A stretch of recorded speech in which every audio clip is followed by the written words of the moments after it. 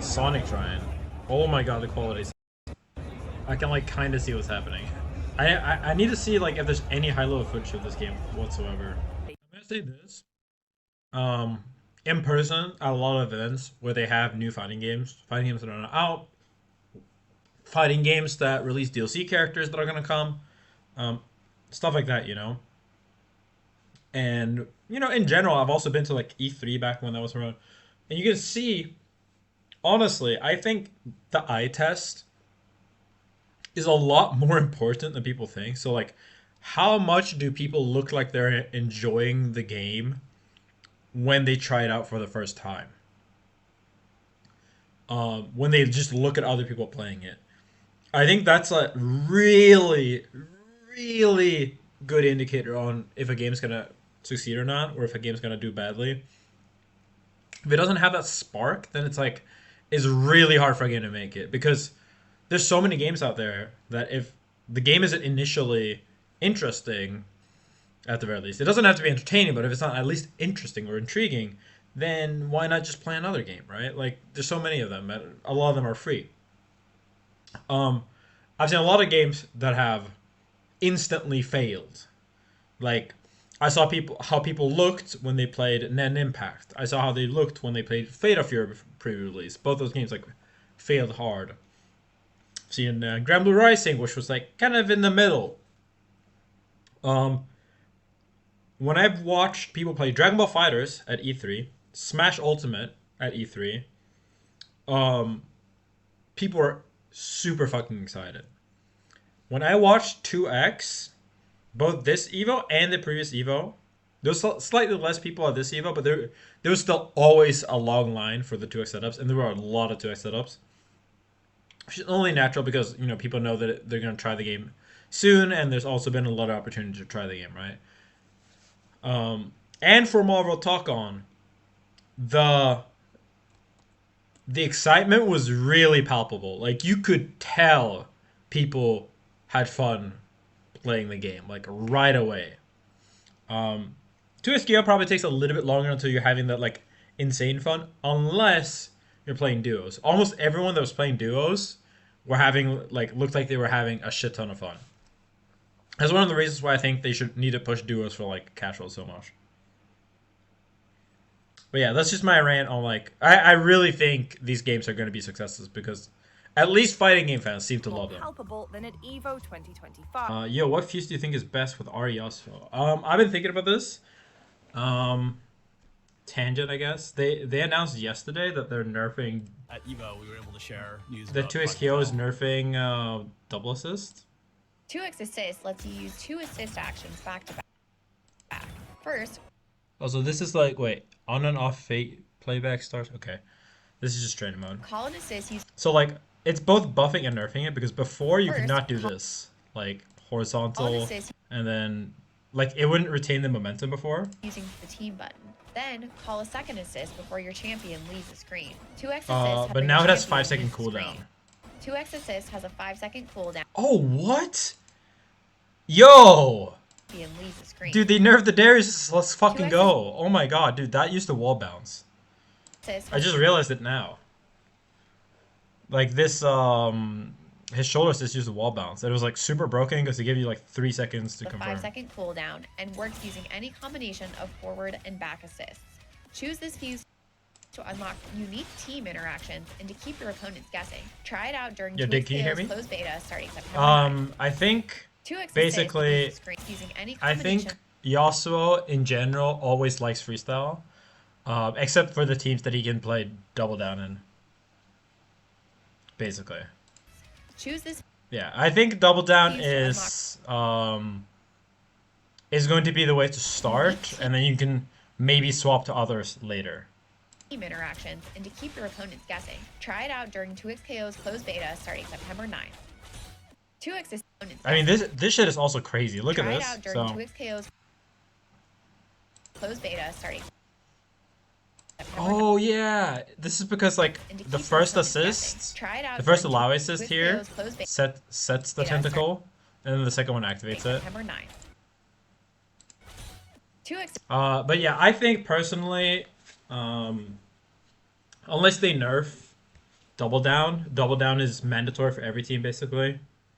Not every team, but most teams. Outside of the teams that have like really broken double assists, I would say start with Double Down. You can do a bunch of really good things with Double Down with that team too. Like, because I'm pretty sure you can do an early like S1 super with the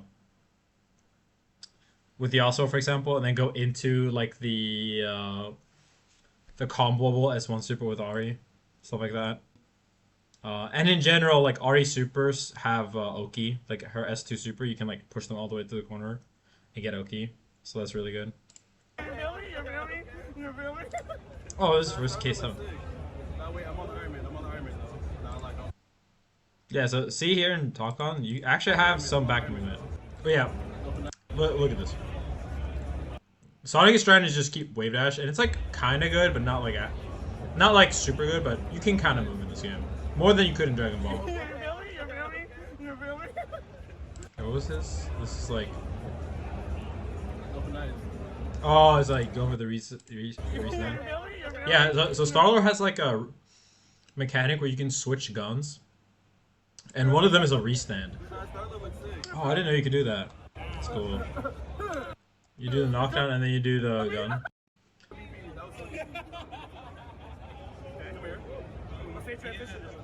DPs in this game too. Oh, this looked interesting. So fourth throw, call assist. What do you think is gonna kill 2SKO? Mainly because there's a lot of people that just want to like discourse and talk. It's like it's basically a console war mentality. It's like you can't be like, wow, Xbox and PlayStation are both cool. It's like one has to be better than the other, and the other one has to be dog shit. Which is even weirder because, like, you know, 2SKO is free. Marvel Tokon is probably gonna be $70, and they're not even the same type of game. Like one's 2v2, like proper active tag and shit like that, and the other game is like, you know, 4v4, like pseudo 1v1 plus assists.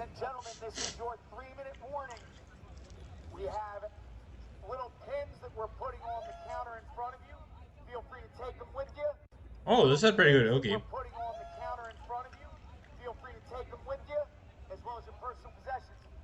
Yeah, it's really funny. So, a little story behind this. I didn't know anyone on the Marvel Tokon side, and I didn't know if they wanted me to like play because it's Arxis, right? And you know, I've been very critical of Arxis. Some people might say it's fair because they let down a lot of people on Guilty Gear Strive.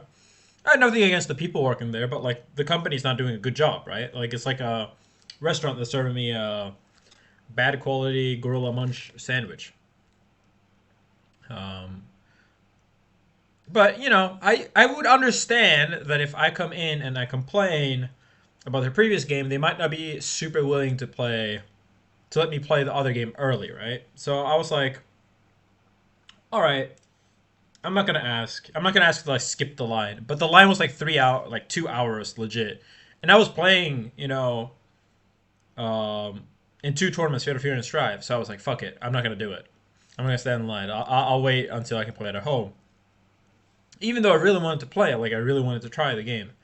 But the funny thing is, I know a lot of the 2x people, so I had a block with a 2x, 2SKO. So I was playing 2SKO, and then when my block was over, one of the marketing guys was like, yo, I do like international marketing for 2SKO, like, do you want to talk about, you know, like what we can do to like help the scene more and stuff like that? I was like, sure, yeah, like I'm all ears. Like if you want to, you know, I'm always down to like give my insight on what I think the scene knows. And like Riot is very like community driven and focused. Like they really want to have people on the ground and not make like detached corporate decisions. At least the 2X side likes that. But I've had that exact experience with TFT and everyone I've talked to about League of Legends, stuff like that too.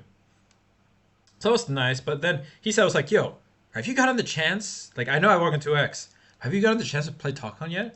I was like, no, like the line's too big. And he's like, yo, I know a guy.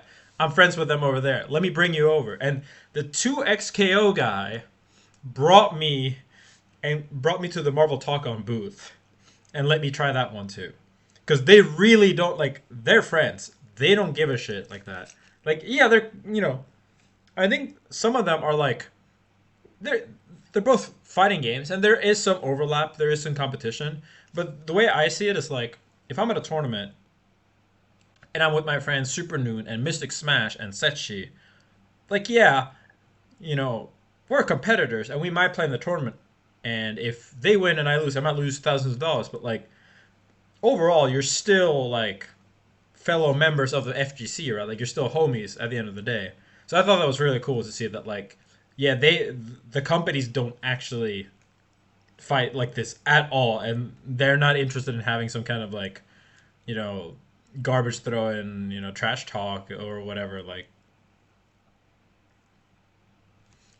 I thought it was very cool. But I think they also realized that the audiences they go for are not actually the same. Like, one is going for the League audience, and one's going for the Marvel audience. One's 4v4, one's 2v2, one's $70, $80. Console focused, PlayStation focused. The other one's like more PC Riot launcher focused. Free to play, versus pay to play. Yeah, I think it's really silly because basically everyone's gonna try both. So a lot of people just acting as if like Twist is gonna fail. I do think the complaints are legitimate, though, that like, yes, 2X should have more characters. What do you think about the take that it's 1v1 plus assists? I think it's not as true as people want it to, like, people are acting it, but there's some truth in there. You can play 1v1 plus assists. I think high level is going to be a lot of swapping, and really focused on like getting all the assists and stuff like that. Like, I don't think it's a 1v1 game with assists. I just think it's less of a team game than Marvel vs. Capcom 3. But then again, so was Dragon Ball in my opinion. One thing that I think people are not realizing, that like, yes, active tagging and tagging and stuff like that, but I think people don't really realize that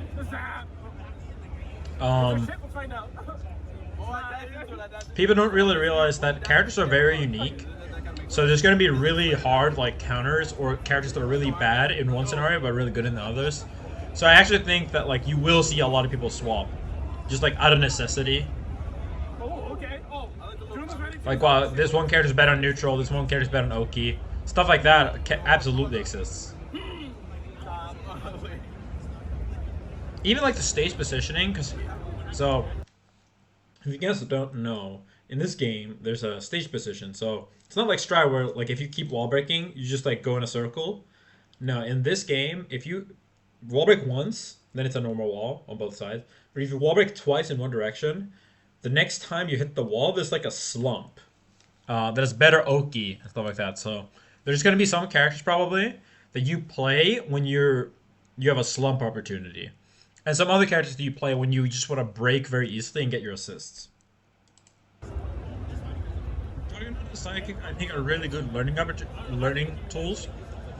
They're not going to be the main game to play the game, but they're really fun. I think they're very, like, I suggested to add Juggernaut and Sidekick.